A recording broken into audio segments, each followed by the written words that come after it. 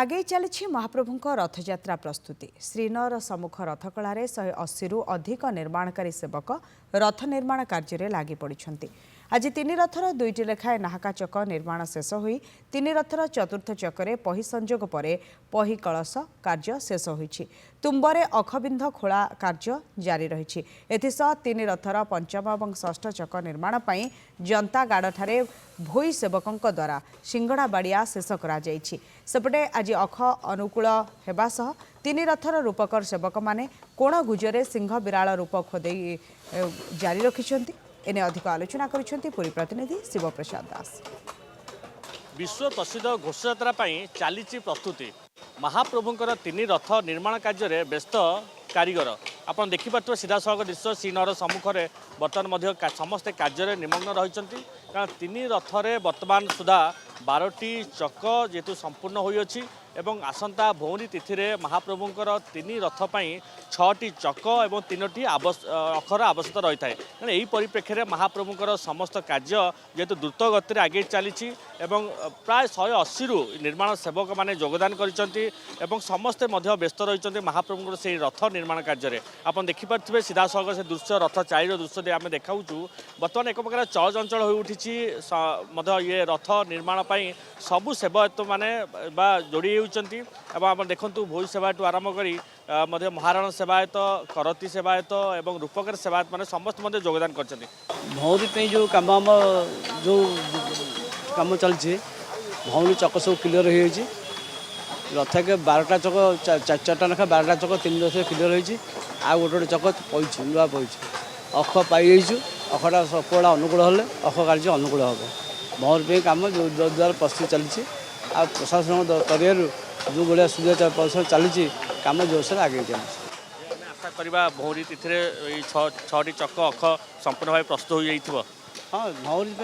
भौरी 2 दिन चक प्रस्तुति थुआई कुछ असुविधा नहीं कारण भौरी पूर्वर समस्त कार्य सर जहाँ आशा करा आम सहित वरिष्ठ तत्वावधायक सुदर्शन मेकाप जोड़े आज्ञा जिते महाप्रभुंर से काठ आवश्यकता रही है बर्तमान कौ काठ आ बाकी रही कौन कौन कार्य सब अग्रगति कराई। देखो आम 465 खंड काठ आम पाक बर्तमान आसला 814 खंड काठर अवशिष्ट काठ आसापी आमको नयागढ़ डीएफओ जनई दिने 2 दिन भर आसी पहुँचो बोली आम आशा कर शीघ्र केमती आसी पहुँची गले काठ महाप्रभु रथ निर्माण कार्य सुरुखुरे कर केते जन सेवायत मैंने जोड़ी होती कौन कौन कार्य सब करा 188 जन सेवायत नियोजित हो सका 8 घंटा ठार संध्या 8 पर्यटन कार्य करेंगे। शुणुले महाप्रभु कार्य समस्ते जोड़ी होती प्राय 180 रु ऊर्ध्व सेवक मैंने महाप्रभु से कार्य को अग्रगति कराउछन्ति। आप देखिपे से दृश्य कारण निहण मुगुरे से पही को बिंध करा प्राथमिक स्तर में महाप्रभुंर से ही कार्य जेतु कराए चकर प्रस्तुति कराए बर्तमान तीन रथ पर 12टी चक एक प्रकार संपन्न होती अन्यपटे देखिए कारण नृसिंह चतुर्दशी तिथि में महाप्रभुंर से जो रूपकार सेवायत मान रही से योगदान करते से महाप्रभुंर आशीर्वाद नहीं प्रथम आप देखिपे नृसिंह चतुर्दशी जेतु योगदान कर खोदे एक प्रकार आरंभ कर ये हूँ जो सेवा रही ये सेवा से कहीं क्यों काल आसुँच ये वृत्तिगत आम कहवा प्रथम कौन कार्य कर कौन कार्य करेतु सिंह विराल एवं नर विराल हस्ती विराल ये भाव से खोदे करेंगे आम आलोचना करवा। आज्ञा पुणी महाप्रभुंर से सेवार जोड़ी होती निजक केते भाग्यवान मान कर बर्तमान कौन सब खोदे चली मो ना कांटर महामत रूपकार नंदीघोष रूपकार अटे आम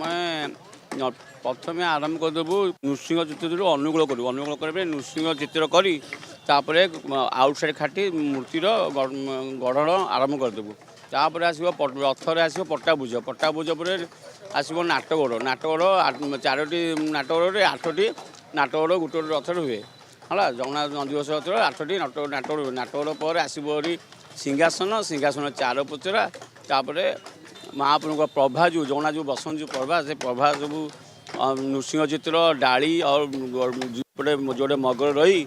सेटा अंकन हो खोदी हुए। अन्यपटे देखुए से कार्य जो रथ चकर दृश्य मध्य देखुवे कारण प्राथमिक पर्यायर से रथ चकर आवश्यक रही है। प्रथम जो तुम्भ निर्माण कार्य कराई तुम्भरे बिंध कराई बिंधरे अर संजोग कर सिंगड़ा बाड़िया जाए और सिंगड़ा बाड़िया कार्य सरिबा पर पुणी पही लग जाई बिलेई बाड़िया कराई यही भाव चक प्रस्तुत कराई। बर्तमान तीन रथरे 12टी चक एक प्रकार संपूर्ण हो जाइए और जेहेतु आसंता 19 तारिख में महाप्रभुंकर से पवित्र भौरी यात्रा रही से भौरी यात्रा 2 दिन पूर्व तीन रथ पर 6टी चक और 3टी अख